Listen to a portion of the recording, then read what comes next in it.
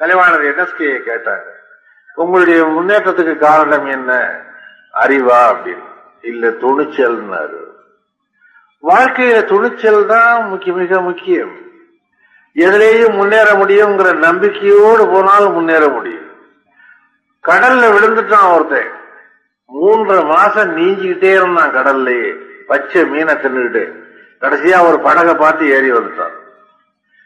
3 மாசம் கடல்ல கிடந்து பொழைச்சவன் துணிச்சல்ல தான் பொழைச்சான். ஆனா தண்ணி தொட்டியில விழுந்தாலே சில பேர் செத்து போடுவான். ஐயோ கடல்ல விழுந்துட்டோமோ பயந்து. பயந்தவன் தினம் சாகுறான், துணிஞ்சவன் ஒரே தடவை தான் சாகுறான்.